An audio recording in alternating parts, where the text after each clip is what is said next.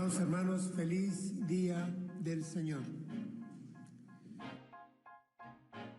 Terminamos nuestro tiempo de celebración navideña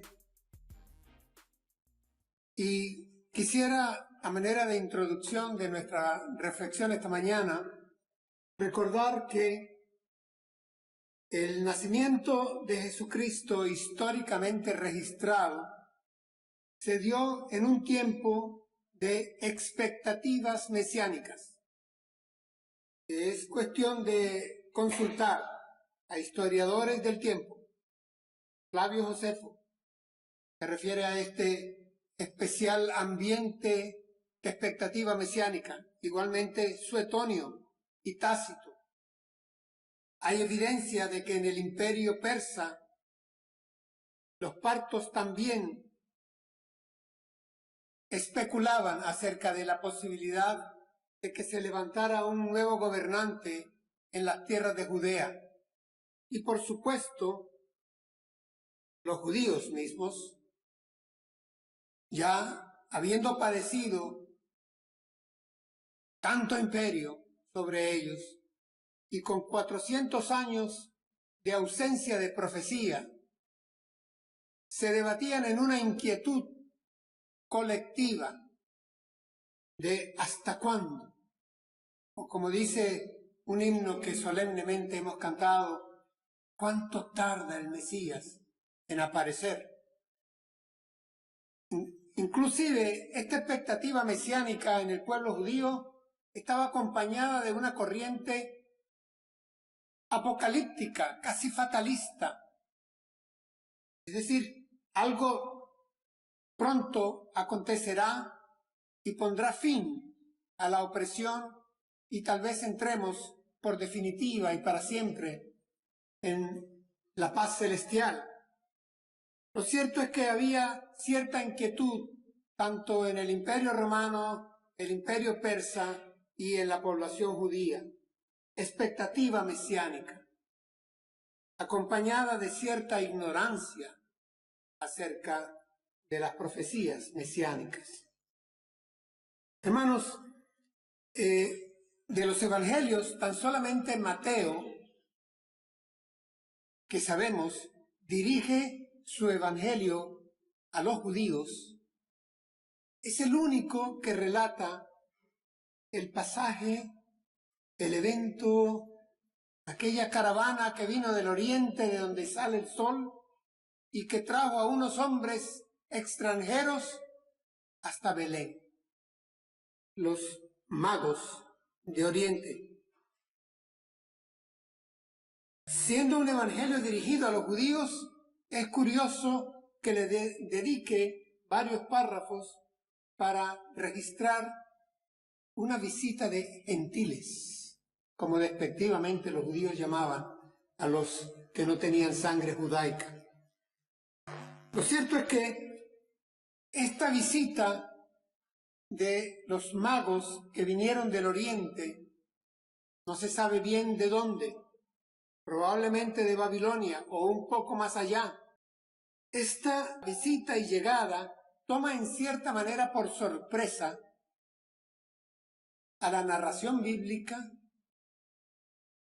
al palacio mismo de Herodes, a la población de Jerusalén y a muchos biblistas que se sienten más cómodos cuando estudian, por ejemplo, lo que aconteció en las colinas con los pastores la noche en que nace el niño de María, el Hijo de Dios.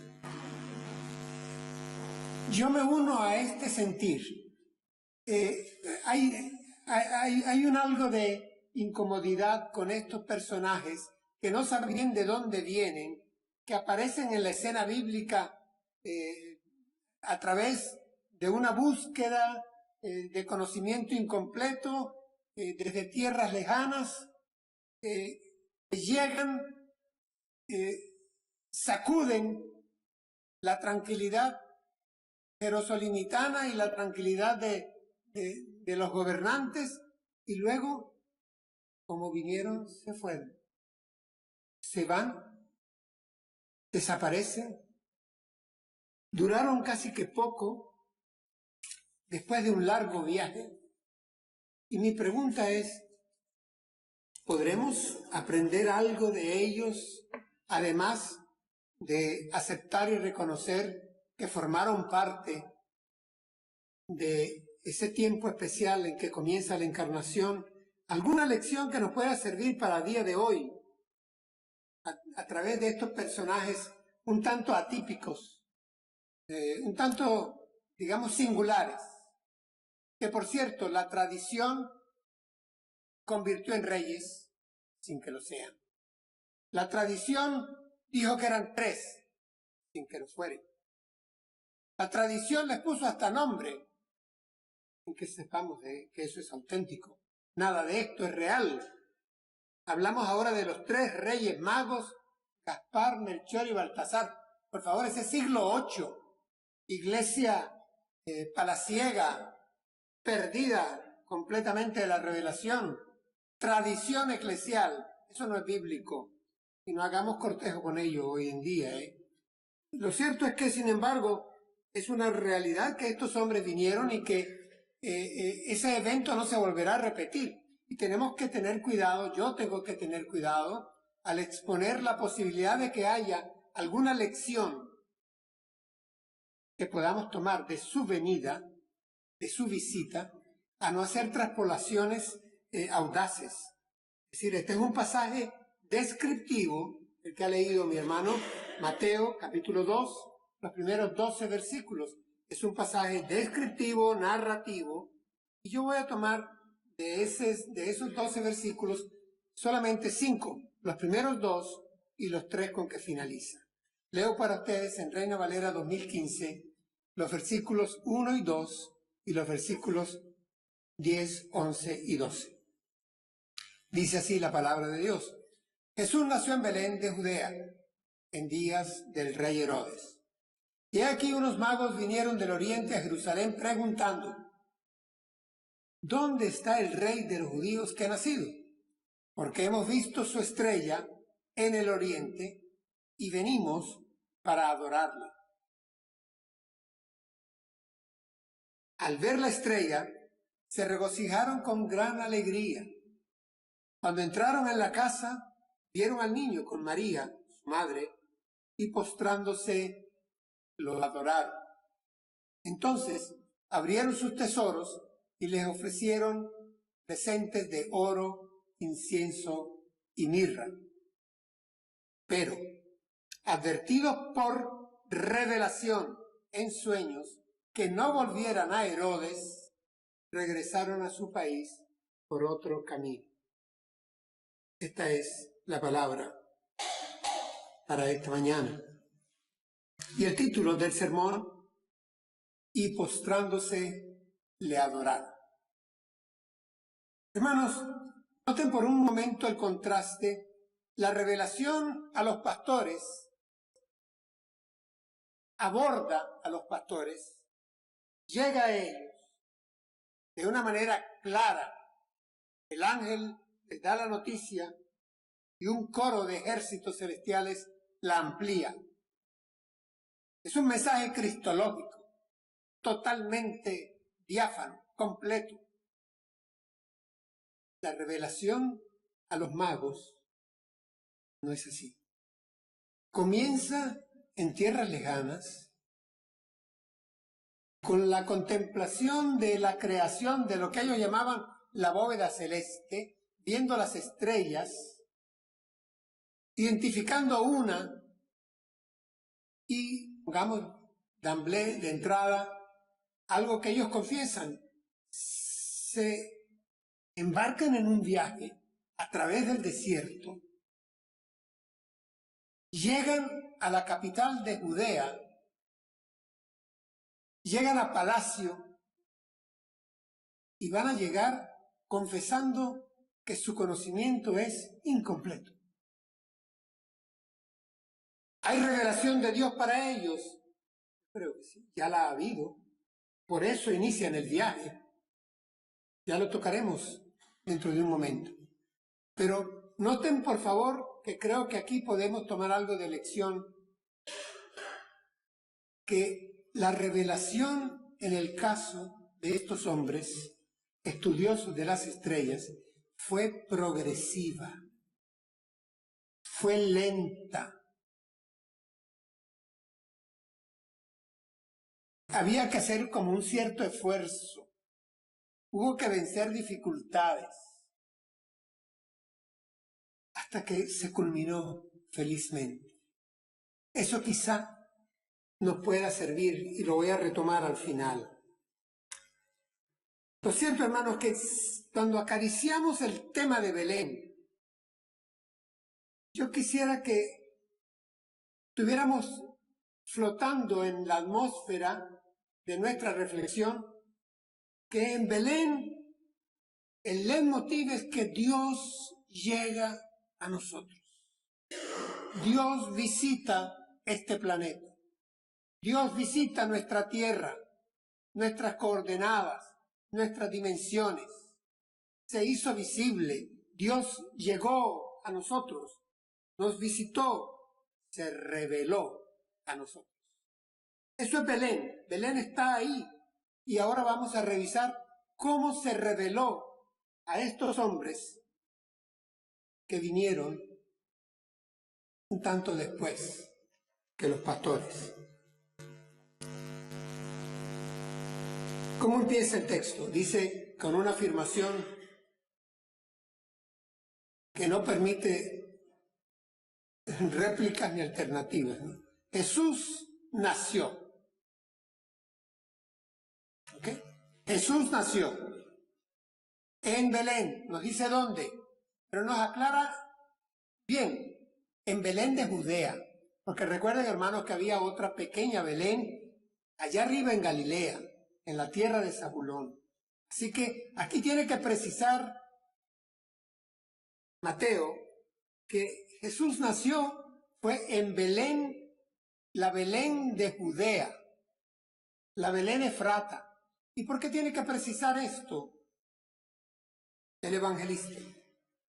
Lo hace porque ha de destacar para los judíos que la profecía de Miqueas se está cumpliendo. Y voy a leerles Miqueas 5:2.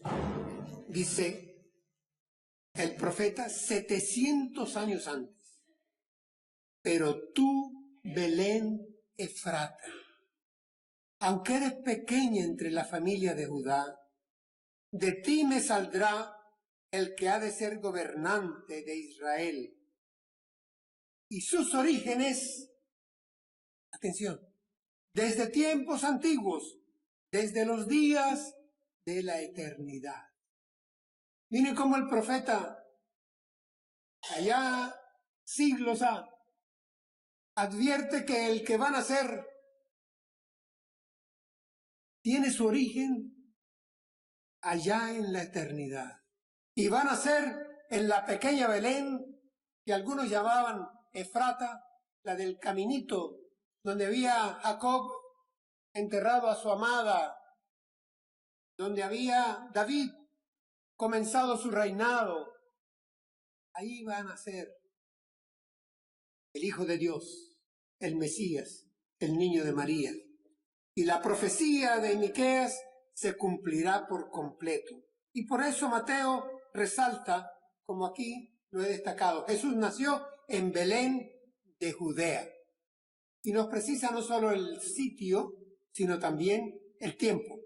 Dice, en días del rey Herodes. Hermanos, esto es para temblar. Estamos hablando de Herodes el Grande. Era un rey de raza edomita.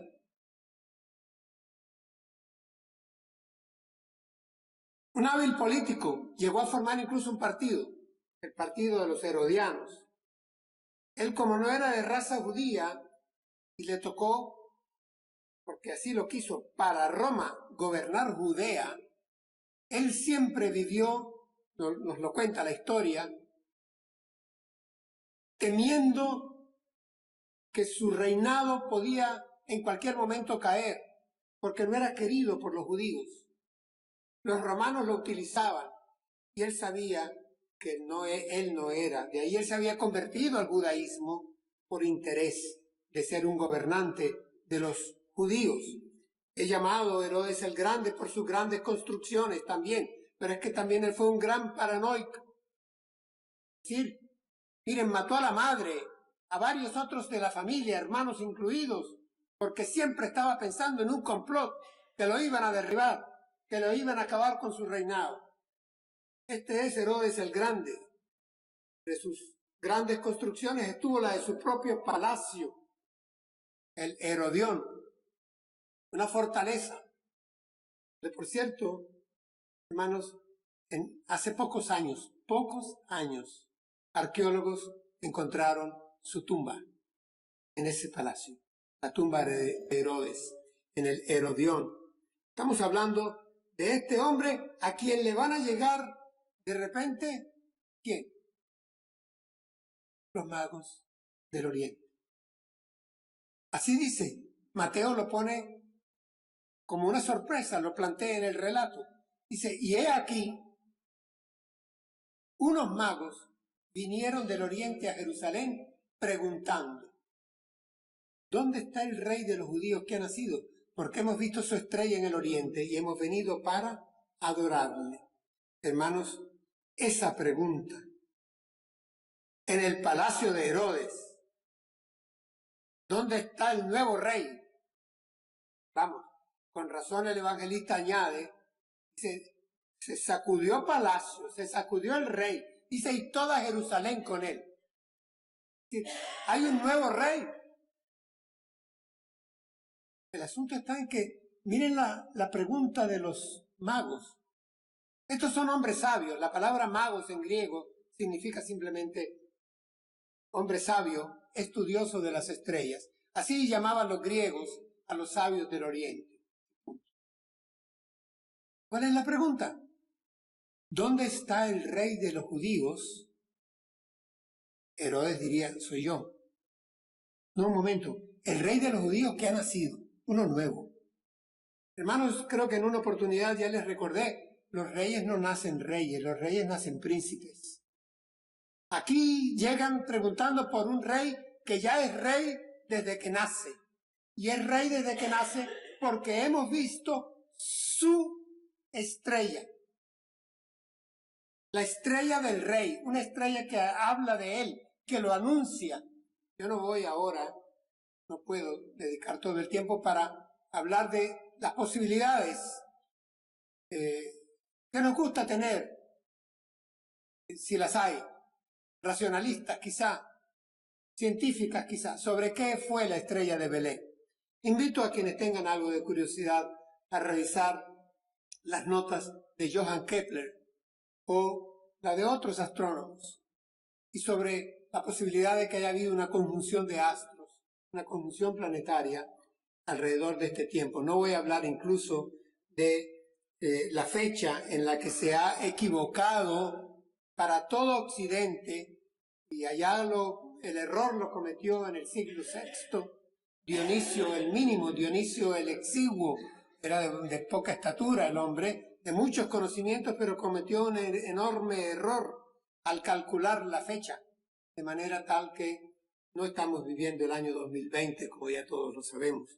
En fin, lo cierto, hermanos, que me llama la atención que estos hombres sabios llegan preguntando.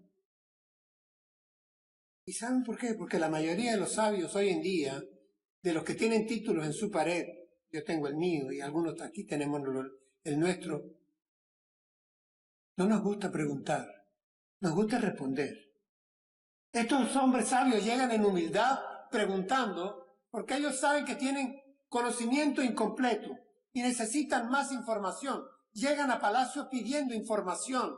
Eso es algo que deberían hoy los académicos, los científicos, los universitarios, los postdoc, los centros de investigación, los literatos, vamos, aquellos círculos elitescos que alzan su nariz, aunque se creen ser los intelectuales, deberían ser un poquito más humildes y por lo menos reconocer que el conocimiento que tienen es incompleto. Estos hombres tenían conocimiento incompleto. Era importante que lo tenían, pero era incompleto. Hemos visto su estrella. Su estrella nos anuncia que Él ha nacido. Este es un evento transcultural. Hemos venido a adorarle. Ellos probablemente eran zoroastristas o quién sabe qué. Vamos, vienen de tierras lejanas. La diáspora judía se había encargado también de propagar mensajes mesiánicos tomados de la profecía. Así que no es remoto que ellos hubieran tenido parcial información, pero incompleta. Habían observado la creación y en la creación habían visto en las noches del desierto una estrella, algo diferente. Contemplando la creación, reconocen sin embargo que aquí hay algo de revelación, pero una revelación, como bien la llama Karl Barth, detenida. Una revelación incompleta. Algo que les mueve, y les mueve a hacer un viaje. Yo lamento cuando muchos científicos, cargados de prejuicios, no deciden hacer el viaje. Iniciar un poquito de búsqueda con un poquito de sed y descartan de entrada. No consideran para nada, son ignorantes de las Sagradas Escrituras o de la persona de Cristo Jesús. Y se quedan contemplando la creación, contemplando las estrellas y adorando la creación y adorando las estrellas.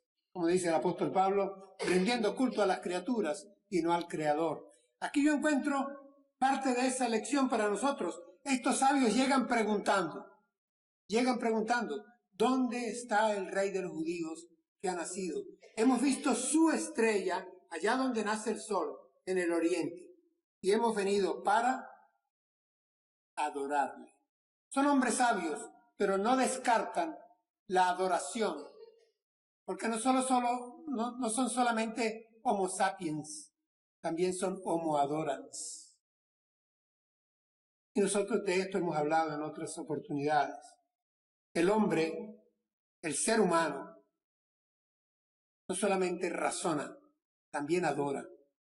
Puede ser que adore ídolos, puede ser que se adore a sí mismo o que adore correctamente. Estos hombres vinieron a adorar siendo sabios. ¿Cómo continúa el texto? Nos dice que ellos buscaron información. ¿Recuerdan lo que acontece? ¿Qué hace Herodes? Convoca a los escribas y a los sacerdotes para que busquen ¿dónde? En las Escrituras. Y viene el segundo momento de revelación. Ya no es su estrella, es que ahora van a leer la palabra de Dios. Es decir, hay un encuentro con la palabra. Le van a leer a un profeta judío, Antiguo Testamento. Y este profeta dirá dónde precisamente habría de nacer el Cristo. Entonces, hermanos, en humildad, buscando más información, estos hombres llegan a tener contacto con las Sagradas Escrituras.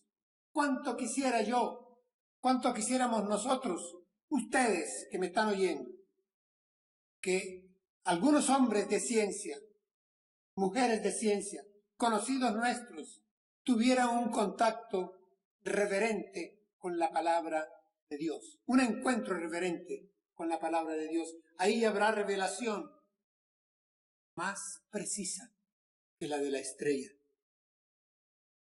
Va más al detalle. Dice que este que nace en Belén tiene su origen allá en la eternidad. Es trascendente lo que ellos van a encontrar. Encuentro con la creación, ahora encuentro con la palabra.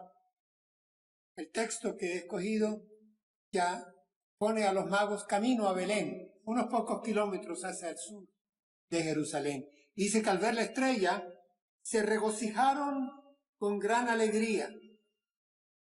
Cuando entraron en la casa, vieron al niño con María, su madre, y postrándose lo adoraron.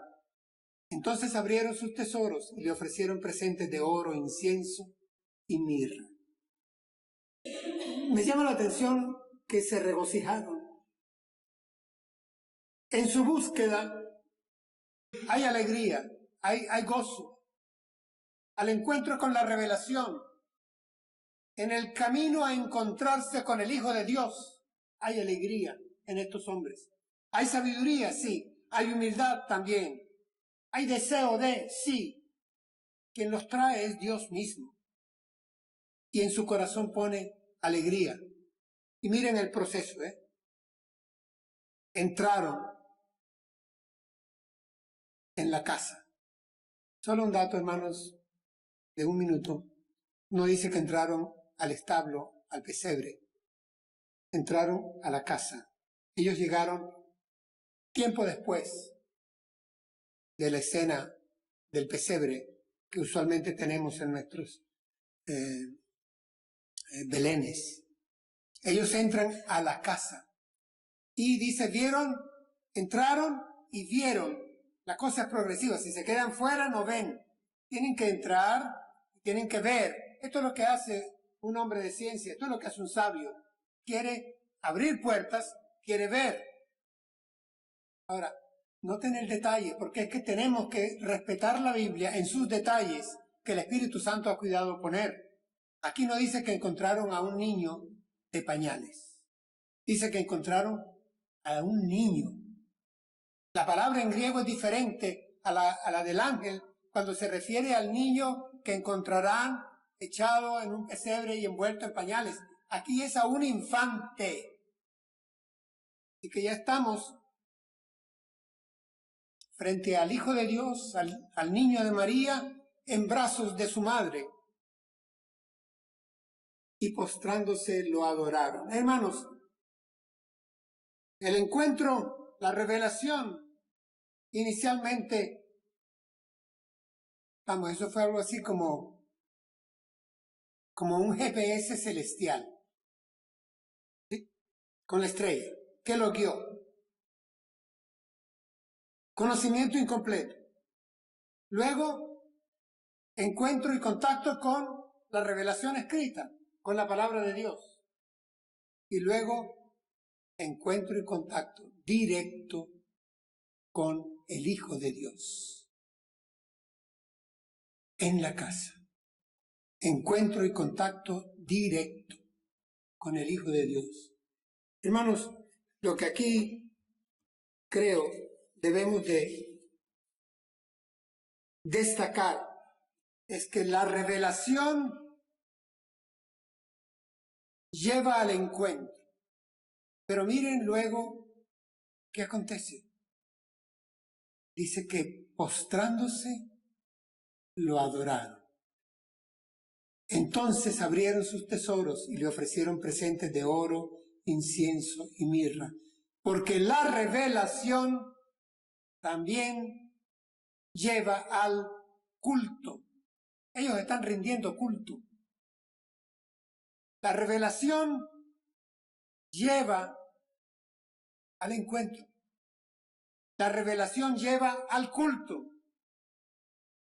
Le ofrecen oro, incienso y mirra.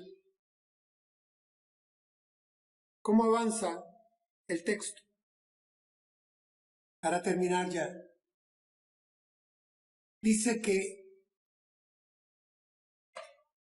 pero, advertidos por revelación, en sueños, que no volvieran a Herodes, regresaron a su país por otro camino. Hermanos, esa revelación que lleva al encuentro, esa revelación que con la estrella se detiene sobre donde estaba el niño. Y esto no es para un escándalo de cómo se puede detener un astro celeste y dejar de moverse. El verbo ahí en griego también sugiere no la idea de detener un movimiento físico, sino lo de confirmar lo que le ha sido asignado. Es decir, la estrella confirma lo que le ha sido asignado, aquí está, ahí se detiene. ¿Qué se detiene ahí, hermanos? Se detiene la búsqueda, se detiene el viaje, se detienen las incertidumbres. Aquí se detiene la revelación. En Jesús, el Cristo, se detiene la revelación. No hay más revelaciones. Él es el clímax de la revelación. Él es Emmanuel, Dios con nosotros. Y lo que estos hombres venidos del Oriente encuentran es que un viaje que se inició con la observación de la creación, revelación de Dios, proceden hacia un encuentro y la revelación de la palabra es el segundo paso de la Escritura, que no debería ser descartada por ninguno que se precie de intelectual, de sabio o demagos, como se dice en griego. Y luego el encuentro donde se detiene la estrella, se detiene la revelación. El máximo esfuerzo revelador de Dios es su Hijo, el niño de María, el que nació en Belén, el que estos hombres encontraron y al cual no tuvieron más que hacer que postrarse y adorarle. Adorarle, proskuneo en griego, que quiere decir inclinarse en reverencia de quien reconoce deidad frente a sí.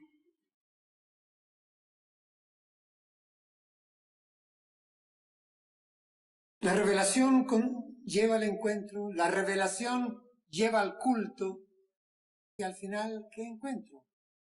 Que la revelación lleva también a la obediencia.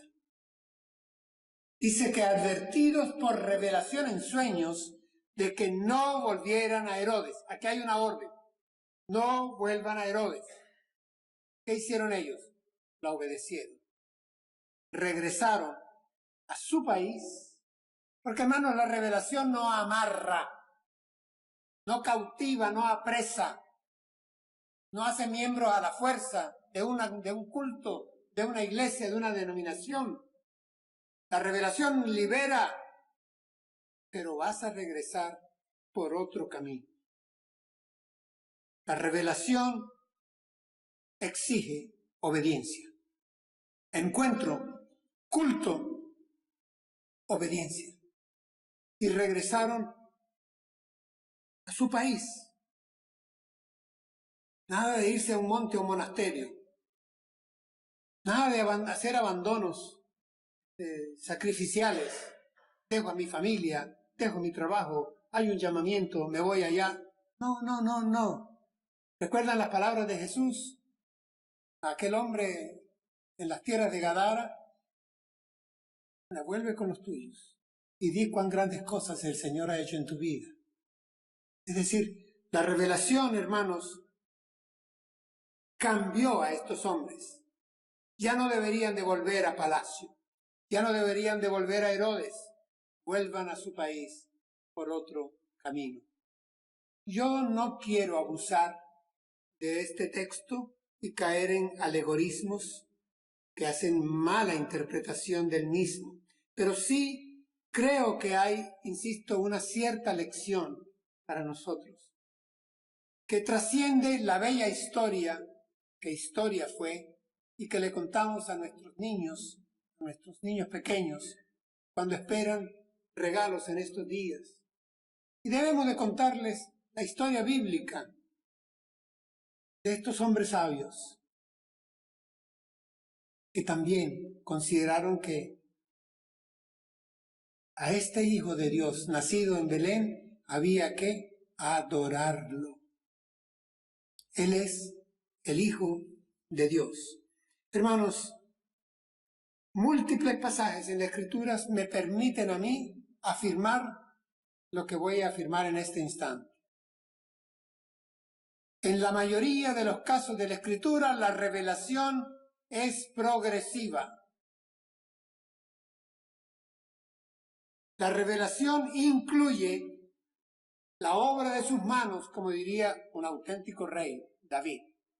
Cuando contemplo los cielos, obra de tus manos.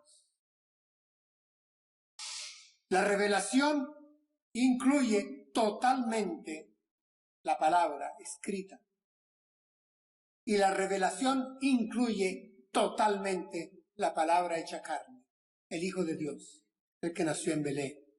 Y en muchos casos nuestros, hoy día, 2000 años después, hemos pasado por estas etapas, como los magos que vinieron del Oriente. Hay otros que no, hay otros que tuvieron, yo diría hasta la buena aventura, la buena de estar en las colinas de Belén y que les fuera dado el mensaje cristológico así directo, una revelación completa, y fueran entonces a Belén alegres a contar lo que les había sido dicho y cómo era realidad, y se transformaran en los primeros evangelistas, los pastores que regresan contentos del pesebre. Pero no es así en todos. En algunos la revelación es progresiva, es lenta, pero va de menos a más, siempre. Y esto creo puede ser lección que tomemos de este bello pasaje. Termino con el título. Y postrándose, le adoraron. Eran hombres sabios, eran hombres que buscaban, eran hombres que investigaban, que estudiaban, eran consejeros de palacio, reconocían su conocimiento incompleto, observaban la creación de manera respetuosa. De manera respetuosa aceptaron lo que la palabra de Dios decía y de manera respetuosa adoraron, rindieron homenaje al Hijo de Dios que estaba allí en la casa. Eso es lo que nosotros quisiéramos ver en otros, porque en nosotros ya sucedió. Y damos gloria a Dios, porque ya sucedió. Demos gracias en oración.